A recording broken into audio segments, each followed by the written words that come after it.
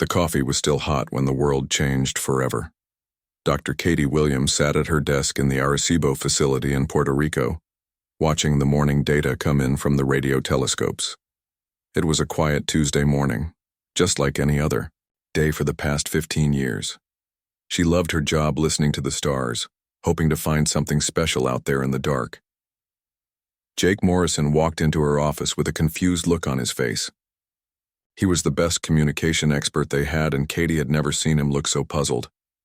"Katie, you need to see this," Jake said, holding his tablet with shaking hands. "Every radio telescope on Earth is getting the same signal. Every satellite, too. Even the old ham radios in my neighborhood are picking this up." Katie took the tablet and looked at the screen. The signal was unlike anything she had ever seen. It was clean, perfect, and clearly made by someone with technology far beyond what humans had. But what made her hands shake was what the computer had already translated. Species 7934-21. Planet designated Terra 3. You have violated Galactic Maritime Law Section 12.7 by expanding beyond your designated solar boundary. Compliance deadline: 72 standard rotations. Non-compliance results in planetary sterilization. This is your only warning. Katie read it 3 times before the words sank in. Someone out there knew about Earth. Someone had been watching them. And that someone was not happy. "How long ago did this come in?" she asked Jake. 15 minutes ago. It came through every communication system on the planet at exactly the same time. The Pentagon is going crazy. NASA is calling everyone. "The president is being briefed right now." Dr. Peter Hayes burst through the door. The old linguist looked like he had run all the way from his office. His gray hair was messy and his glasses were crooked. "Katie, Jake, tell me you see what I see," Peter said, breathing hard. "Tell me this is real." "It's real," Katie said softly. "Someone just told the entire human race that we have 3 days to pull back every space probe, every satellite, everything we've ever sent beyond our solar system, or they will kill everyone on Earth." Peter sat down hard in a chair. "Voyager 1 and 2 are already past the edge of our solar system. They've been traveling for decades. We can't call them back. We can't reach them. We can't stop them." The 3 scientists looked at each other in silence. The truth was obvious and terrible. The aliens who sent this message were asking for something impossible, and they had promised to kill everyone if humans could not do it. Katie's phone rang. It was her direct line to NASA headquarters. "Dr. Williams, this is Admiral Ryan Phillips. I need you and your team in Washington immediately. We have a situation." "We know about the message, Admiral. We're looking at it right now." "Good. How long do we have?" Katie looked at the translation again. "They said 72 standard rotations. If they mean Earth days, we have exactly 72 hours from when this message was sent." The phone was quiet for a moment. Then Admiral Phillips spoke again, and Katie could hear the stress in his voice. "Doctor, I need to know everything you can tell me about whoever sent this. Can you do that?" "We'll try, Admiral, but whoever they are, they're far more advanced than us. This signal came through every communication device on Earth at the same time. That's technology we don't have." "Understood. Get to Washington as fast as you can. The president wants to speak with you." At the same time, in a mountain base in Colorado, General Lisa Carter was staring at the same message on her screen. NORAD had been tracking unusual activity in space for the past hour, but now everything made sense. The aliens were real, and they were not friendly. "Get me everyone," she told her aide. "Army, Navy, Air Force, and Space Force Marines. I want every defense contractor, every weapons expert, every person who has ever thought about fighting aliens. We have 3 days to figure out how to defend the entire planet." Dr. Alex Turner was in his office at NASA when the call came. As the head of NASA, he knew about every probe, every satellite, every piece of human technology that had ever left Earth. He also knew that calling them back was impossible. "Sir?" his assistant said. "The president wants to see you in 1 hour. It's about the message." Alex looked out his window at the Kennedy Space Center. Somewhere out there, beyond the stars, something was watching Earth. Something that had decided humans had gone too far. In Boston, Dr. Emma Rodriguez was teaching her physics class when every phone in the room buzzed at the same time. Students looked at their phones and started talking all at once. Emma grabbed her own phone and read the message that was spreading across the internet faster than anything she had ever seen. "Class dismissed," she said quickly. Her students left, all talking about aliens and warnings and the end of the world. Emma sat down at her desk and read the message again. She was a theoretical physicist. She understood how the universe worked, at least the parts that humans had figured out. And this message told her that humans had figured out very little. The aliens called Earth Terra 3. That meant they had a whole system for naming planets. They called humans Species 7,134,221. That meant they knew about millions of other species. They had laws about space travel. They had technology that could send the same message to every communication device on a planet at the same time. But there was something else. Something that gave Emma hope. The message was short and simple. It sounded like the kind of thing someone sends when they don't want to spend much time on a problem. Like swatting a fly. That meant the aliens probably thought humans were weak and would give up easily. Emma smiled for the first time since reading the message. The aliens were about to learn something important about humans.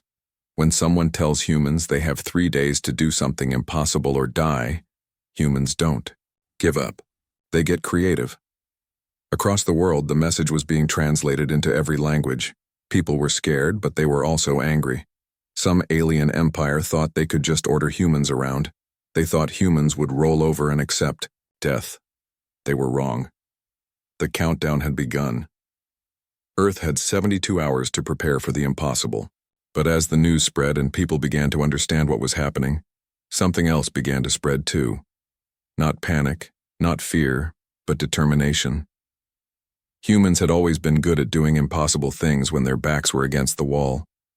Now the entire species had its back against the wall, and the wall was extinction. The aliens had given their warning. Now they would learn what humans do with warnings. The world did not panic. That was the first thing that surprised everyone, including the leaders who expected chaos in the streets. Instead, something remarkable happened. When faced with certain death in 72 hours, humans did what they always did best. They got to work. Colonel Steve Murphy had been a weapons expert for 20 years, but he had never faced a challenge like this. In the Pentagon basement, he stood in front of a room filled with the smartest military minds America had. Maps covered the walls. Computer screens glowed with weapons data. Everyone looked tired but determined. "Listen up," Steve said to the room. "We have 2 days left. The aliens think we're going to roll over and die. They're wrong. I want every nuclear weapon retargeted for space combat. I want every missile system pointed up, not across. I want lasers, railguns, particle beams, everything we've got or can build in 48 hours. A young officer raised her hand. "Sir, we don't have rail, guns, or particle beams." Steve smiled grimly. "We do now. I just got off the phone with every defense contractor in the country. They're not worried about budgets or testing anymore. They're worried about staying alive. Amazing how fast people can work when their planet is about to be destroyed." Across the country, Dr. Rachel Woods was having the same revelation. The quantum physicist had spent her career studying the fundamental forces of the universe. Now she had 48 hours to turn that knowledge into a weapon. Her lab at Stanford looked like a war zone. Graduate students worked around the clock, running equations and building devices that shouldn't have been possible. The alien message had contained something precious buried in its quantum signature. Information about how their technology worked. "The force field equations are beautiful," Rachel told her team. "Simple, elegant, and completely wrong according to everything we thought we knew about physics. But they work, and if they work for them, we can make them work for us." Her lead student, a brilliant young man named Marcus Lee, looked up from his computer. "Dr. Woods, if we're right about this, we can have prototype shields running in 36 hours. Not big ones, but enough to protect key installations." "Do it," Rachel said. "And Marcus, don't worry about safety protocols. The worst thing that can happen is we blow up the lab. If we don't get this working, we're all dead anyway." In space, Captain Tony Martinez was turning the International Space Station into a fortress. The ISS had never been designed for combat, but Tony and his crew were proving that humans could adapt anything for war. "Linda, how's the power situation?" Tony asked his chief engineer, Linda Foster. Linda looked up from a panel she was rewiring. "We've got full power to the new weapons systems. The solar panels are working overtime, but they'll hold. Chris has the targeting systems online." Chris Young was their pilot and computer expert. He had taken apart every computer on the station and rebuilt them into a single targeting system. "Tony, we've got lock-on capability for anything within 10,000 kilometers. The improvised missiles are ready to launch." The missiles weren't really missiles. They were emergency supply pods loaded with explosives and metal fragments. Not sophisticated, but in space, even a bolt traveling at high speed could punch through armor. "How many other stations are ready?" Tony asked. "All of them," Chris replied. "The Chinese station, the European platform, even the old Russian modules that were supposed to be decommissioned. Everyone's armed and ready. We've got about 200 weapons platforms in orbit now." Back on Earth, something even more remarkable was happening. Danny Clark was a software engineer who wrote code for video games. He had never thought about cyber warfare until the alien message arrived. Now he was leading the largest hacking operation in human history. The alien transmission wasn't just a message, Danny explained to the group of programmers gathered in his Seattle office. It was a data stream, and data streams can carry viruses if you know how to hide them. A programmer from India, working remotely, spoke up on the video call. "Danny, we've analyzed the quantum signatures. Their computer systems use similar logic, paths to ours, just more advanced. That means our viruses can work on their systems." "Exactly," Danny said. "We're not trying to be subtle here. We're creating the most aggressive, destructive viruses ever written. When they show up, we're going to infect every system they have." Programmers around the world were working together, sharing code and ideas faster than ever before. National secrets didn't matter anymore. Corporate competition was forgotten. Everyone was working toward the same goal: survival. In Switzerland, Dr. Helen Parker was doing something that would have been impossible under normal circumstances. She was turning the Large Hadron Collider into a weapon. The massive particle accelerator, designed to unlock the secrets of the universe, was about to become humanity's largest gun. "The particle beam will be coherent and focused," Helen explained to the team of physicists working around the clock. "When we fire this, it will punch a hole through anything in its path. The aliens won't expect us to weaponize our research equipment." Her colleague, Dr. James Berg, looked worried. "Helen, if we miscalculate the power output, we could create a black hole." Helen shrugged. "James, if the aliens sterilize the planet, we're all dead anyway. I'd rather die trying to fight than die hiding." Around the world, similar scenes were playing out. Civilian populations weren't running away or hiding in bunkers. Instead, they were volunteering to help. Former military personnel were teaching weapons training to anyone who wanted to learn.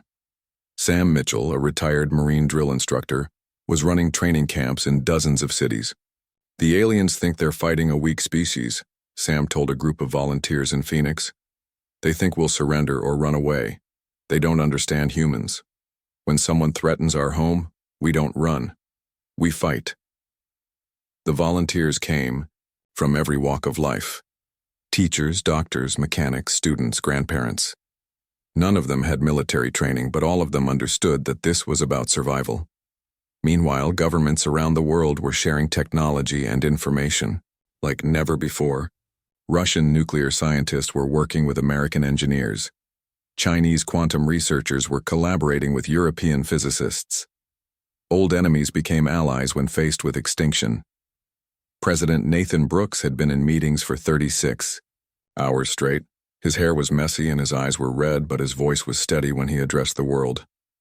"My fellow humans," he said, looking directly into the camera, "in 36 hours we will face an enemy unlike any in our history.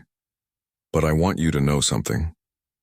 In the past day and a half, I have seen humanity accomplish things that should have taken years. I have seen enemies become friends, competitors, become collaborators, and ordinary people become heroes." He paused and smiled grimly. "The aliens gave us a warning. They thought it would make us afraid. Instead, it made us angry, and there is nothing more dangerous than an angry human with nothing to lose. As the deadline approached, Earth was ready.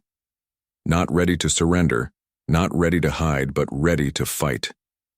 The aliens had expected to find a frightened, helpless species. Instead, they were about to encounter something they had never seen before, a united humanity with its back against the wall. The countdown continued. But now, instead of counting down to defeat, it was counting down to the beginning of humanity's greatest battle. And humans had never been better at fighting than when they were fighting for survival. The aliens wanted a war. They were about to get one. The alien ships appeared at exactly 72 hours after the warning, just as they had promised. They came out of empty space like ghosts becoming solid, their hulls dark and smooth as polished stone. 3 massive destroyers and 1 command ship, each one larger than anything humans had ever built. Admiral Thek 9 stood on the bridge of his command vessel, looking down at the small blue planet through the viewing screen. His species, the Corvani, had been conquering worlds for 50,000 years. This was routine work. Send the warning, arrive on schedule, destroy any resistance, sterilize the planet. Simple and efficient. Thek 9's aide, a younger Corvani named Vec 12, studied the sensor readings. Admiral, the planet shows signs of military activity, small spacecraft in orbit, energy readings from the surface. The Admiral made a sound that was like laughter among his people. Primitive weapons, no doubt. Every species tries to fight it first.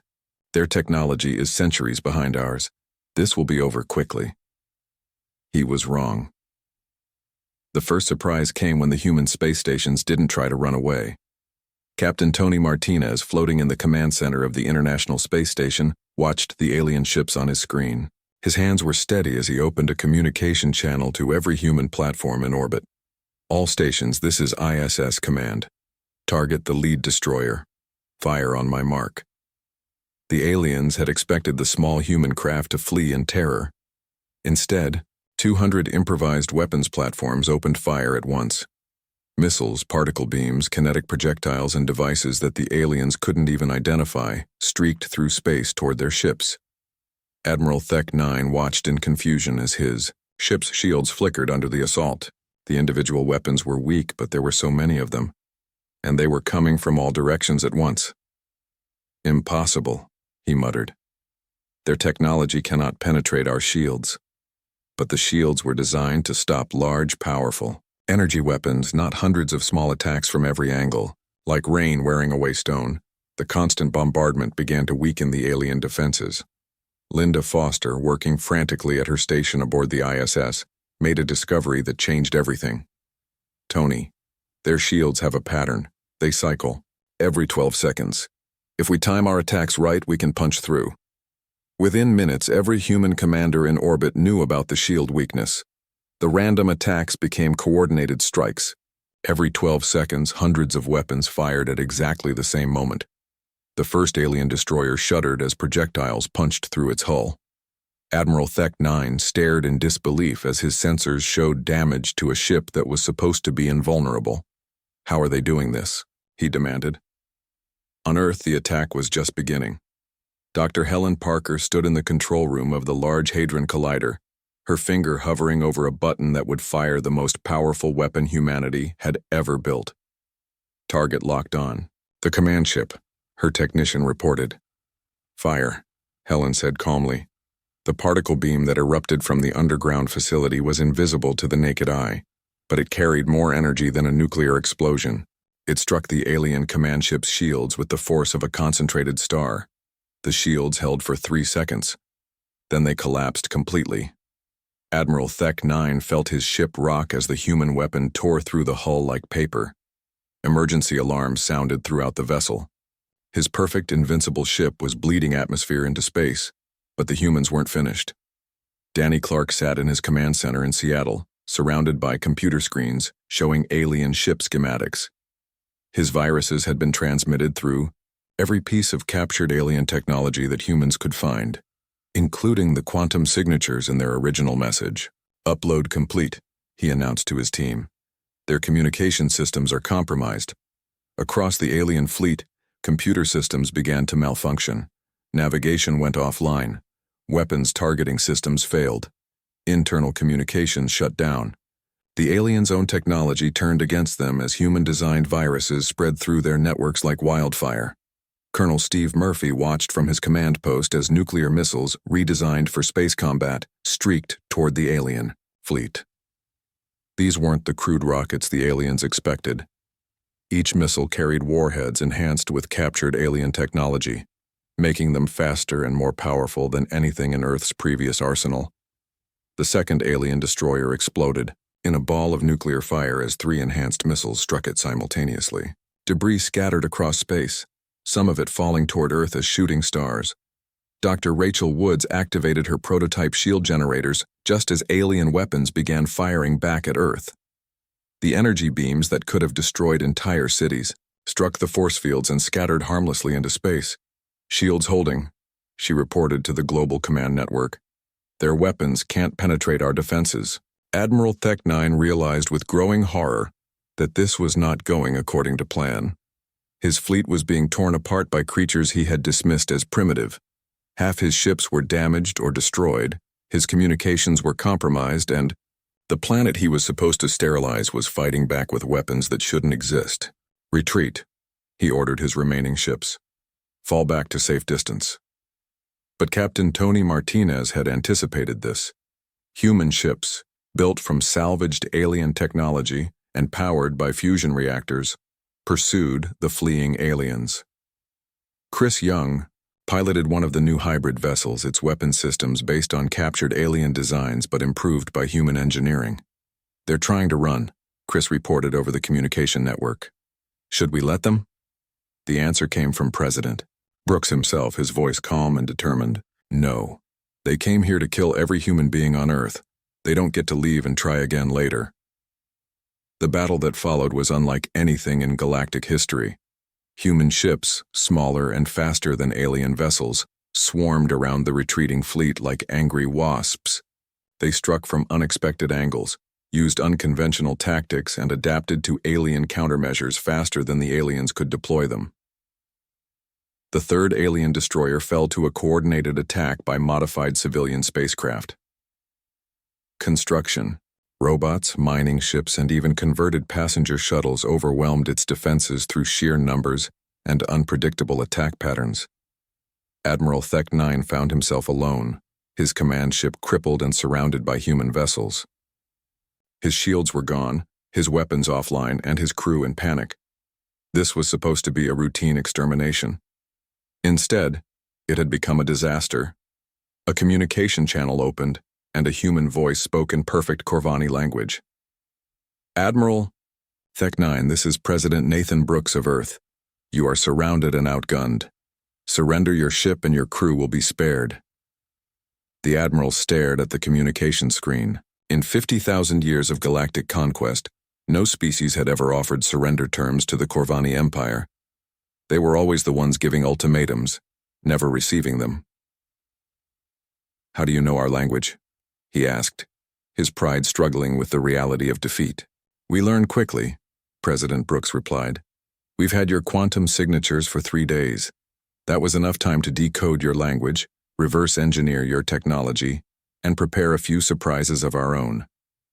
Admiral Thek-9 looked around. His ruined bridge. His crew was injured or dead. His fleet was destroyed. The primitive species he had come to exterminate had instead exterminated his forces. "I surrender," he said quietly. As human ships moved in to secure the alien vessel, people around Earth celebrated. But the celebration was brief. Everyone knew this was just the beginning.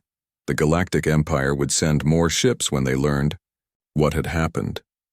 But humans were no longer the same species that had received a warning 3 days ago. They had alien technology now. They had learned to fight in space. They had proven that even the mightiest empire could be defeated by creatures who refused to give up. The aliens had come to destroy humanity. Instead, they had created something far more dangerous than they could have imagined.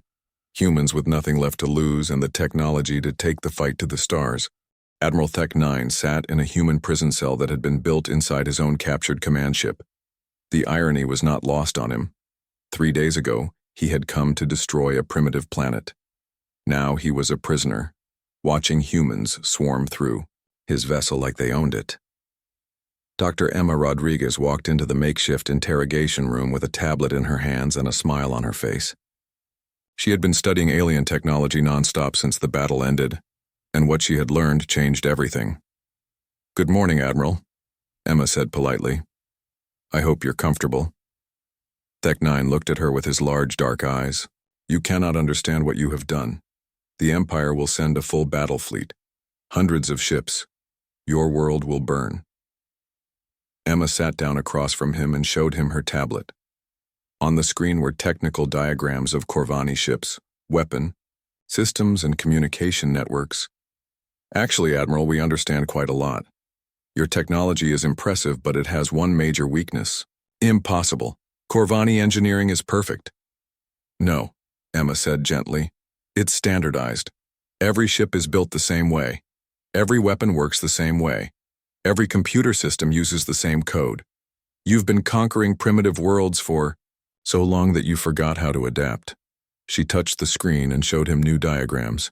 These were human ships, but they looked different from anything Earth had built before.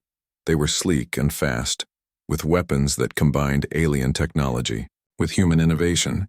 "We've been busy," Emma continued. "In the past week, we've reverse-engineered your entire technology base. But we didn't just copy it. We improved it."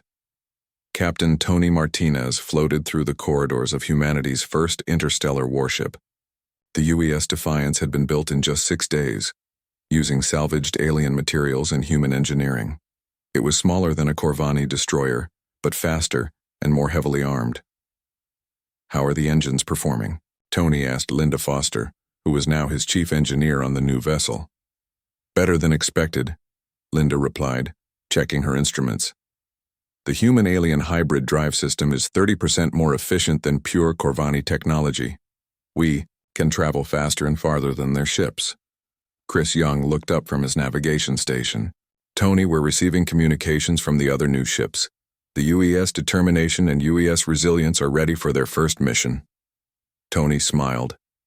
In 1 week, humanity had gone from having no interstellar capability to fielding a small but powerful fleet. "Good. It's time to show the Empire that Earth is no longer just defending itself." On Earth, Danny Clark was having the time of his life.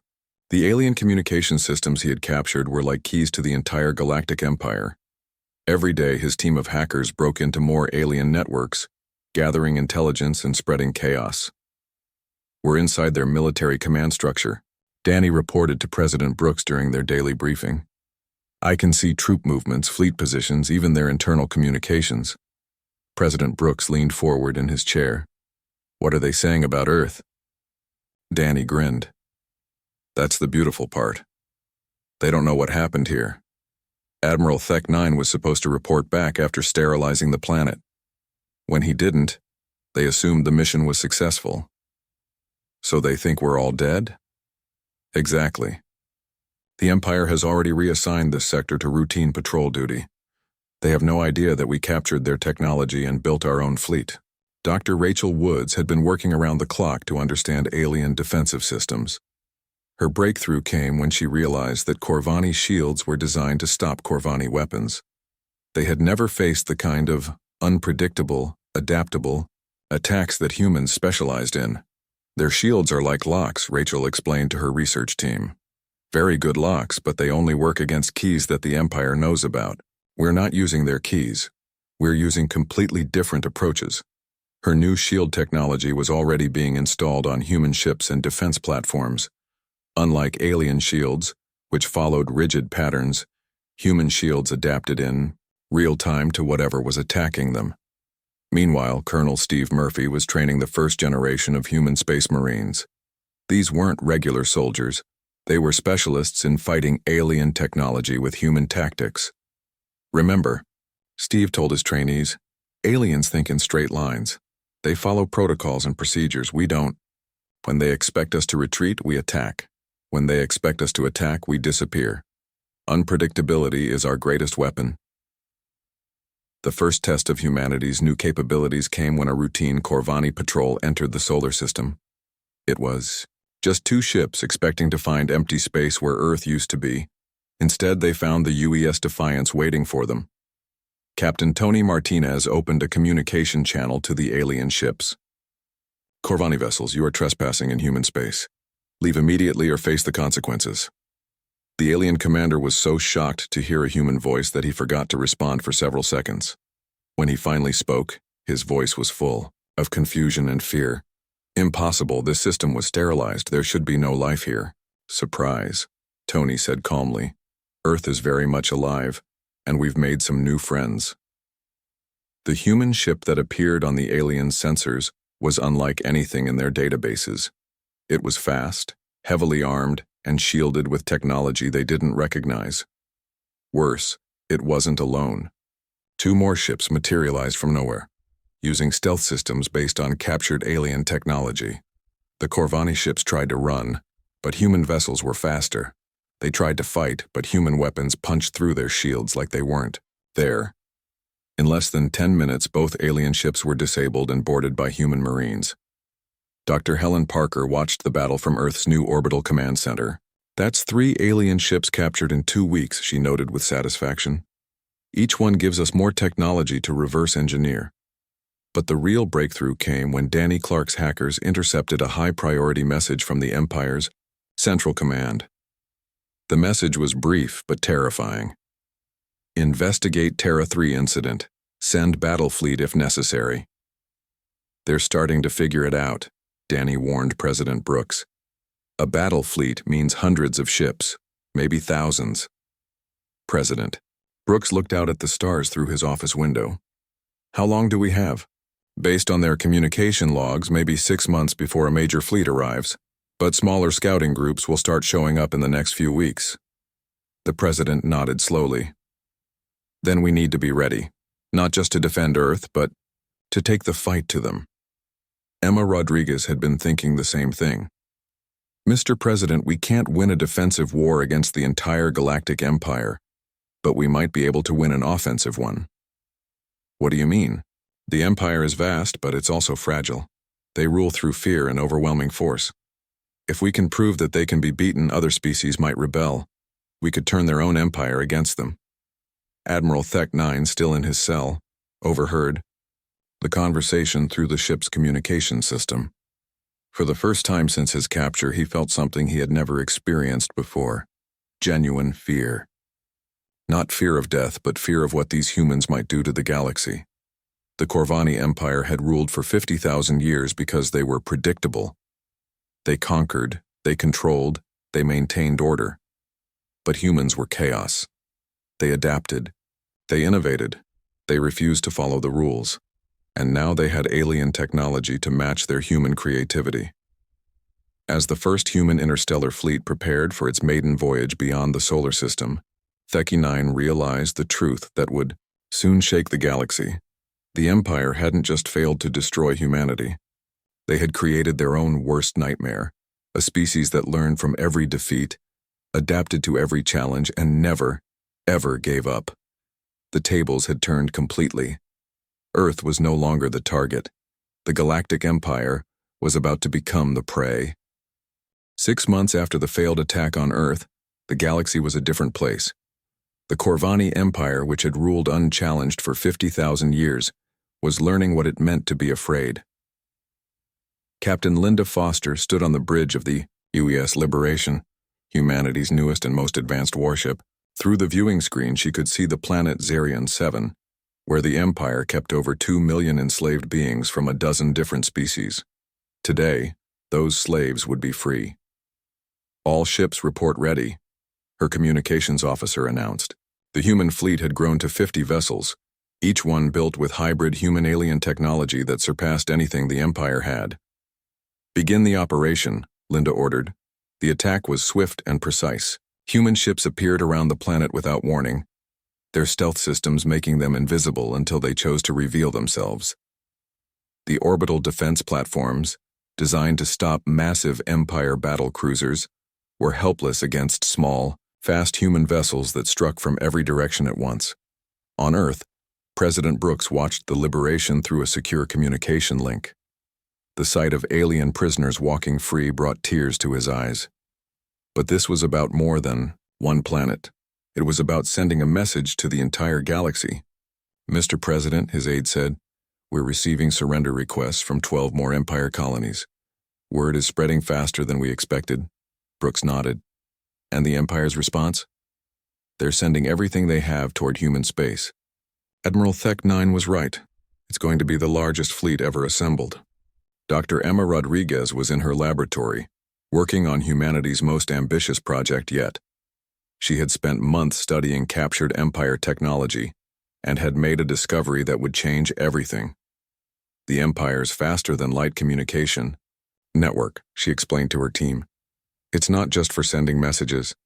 It's connected to every ship, every planet, every computer system they have.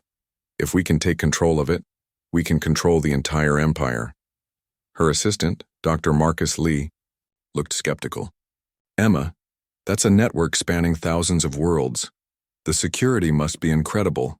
Emma smiled. "Security designed to stop Empire hackers, not human ones. Danny Clark and his team have been inside their systems for months. We know all their protocols, all their passwords, all their weaknesses." Danny Clark was indeed inside the Empire's most secure networks. From his command center in Seattle, he had access to military orders, troop movements, and even personal communications between Empire leaders. What he had learned was both encouraging and terrifying. "The Empire is panicking," Danny reported to the global command staff. "They're pulling ships from every corner of the galaxy. But here's the interesting part. They're also dealing with rebellions on over 300 worlds. Species that have been enslaved for centuries are rising up."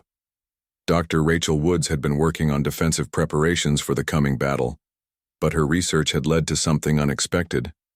A weapon that could end the war in minutes. "We can turn their own technology against them," Rachel explained to President Brooks.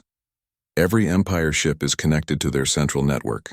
If we can upload the right virus at the right moment, we can shut down their entire fleet simultaneously." The plan was audacious and dangerous. It required human ships to get close enough to the Empire's main communication hub to upload Danny's most destructive virus. One mistake would mean the destruction of Earth and every human colony. Admiral Thek 9 had been watching humanity's progress from his cell with growing horror. When President Brooks came to speak with him, the alien's proud demeanor had completely collapsed. "You don't understand what you're doing," Thek 9 pleaded. "The Empire maintains order in the galaxy. Without it, there will be chaos, thousands of species fighting each other." Brooks sat down across from the former admiral. "The Empire maintains slavery, fear, and oppression. Yes, there might be chaos when it falls, but chaos is better than tyranny. Your species will be destroyed for this. Even if you win this battle, the Empire will never stop hunting you." Brooks smiled grimly. "Admiral, you still don't understand humans. We don't want the Empire to stop hunting us. We want them to keep coming. Every time they send a fleet, we capture more ships, learn more technology, and free more worlds. The Empire isn't hunting us anymore. We're hunting them." The final battle began when the Empire's Grand Fleet arrived at the edge of human space. 3,000 ships, representing the largest military force ever assembled in galactic history. They came expecting to face a few dozen human vessels. Instead, they found something impossible. The human fleet had grown to over 500 ships, supported by vessels from freed worlds and rebel species throughout the galaxy. Humans had done something the Empire thought impossible. They had united former enemies against a common oppressor. Captain Tony Martinez commanded the human battle group from the UES Defiance. "All ships, remember the plan. We don't need to destroy them all. We just need to get close enough to their command ship." The battle was unlike anything in the galaxy's history. Empire ships, designed for overwhelming firepower against helpless opponents, found themselves facing enemies who refused to fight by the rules. Human vessels darted between the massive alien ships like angry insects, striking weak points and disappearing before the Empire could respond. But the real genius of the human strategy became clear when Linda Foster's ship, the UES Liberation, suddenly appeared next to the Empire's massive command vessel. Before the aliens could react, she transmitted Danny Clark's virus directly into their central communication hub. The effect was instantaneous and devastating. Across the Empire fleet, ship after ship went dark as their computer systems crashed. Navigation failed, weapons went offline, life support systems shut down. In less than 5 minutes, the most powerful military force in galactic history became helpless floating metal. But the virus didn't stop with the fleet. It spread through the Empire's entire communication network, reaching every world, every ship, every installation they controlled.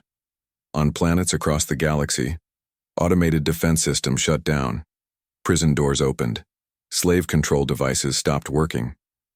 President Brooks used the Empire's own communication network to address the galaxy. His message was broadcast to every world, every species, every being under Empire control. "People of the galaxy," he said, his voice calm and strong. "My name is Nathan Brooks, President of Earth.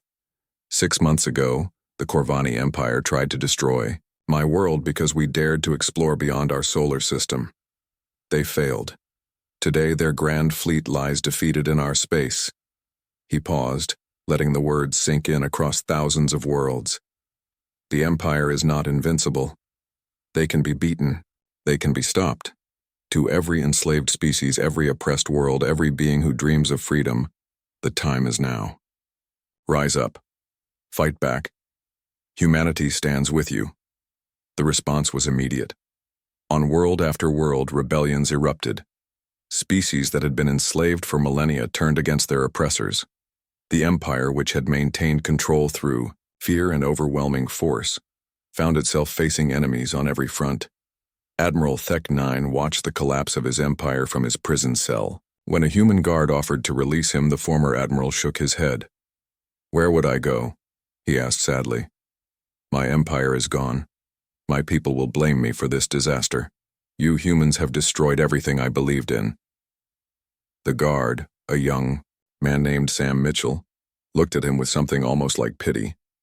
"We didn't destroy your empire, Admiral. We just showed the galaxy that it could be beaten. Your people did the rest." Within a year, the Corvani Empire had collapsed completely. Some worlds chose independence. Others formed new alliances. Many asked to join the growing Human Federation, which welcomed any species that believed in freedom and cooperation. Dr. Emma Rodriguez, now serving as Earth's first ambassador to the Galactic Council, stood before representatives from over 1,000 worlds. The galaxy was rebuilding itself based on principles the Empire had tried to destroy: freedom, cooperation, and the right of every species to determine its own destiny. The Corvani Empire gave Earth one warning, Emma told the assembled delegates. "They thought it would make us surrender. Instead, it taught us that the galaxy needed something it had forgotten: hope. Today, that hope has spread to every corner of known space. On Earth, children learned about the day their planet received an ultimatum from the stars. They learned how their ancestors refused to surrender, how they turned certain death into victory, and how they changed the galaxy forever. The aliens had come to destroy humanity. Instead, they had unleashed something far more powerful than any weapon: the human spirit. And that spirit had set the galaxy free. The warning had been given.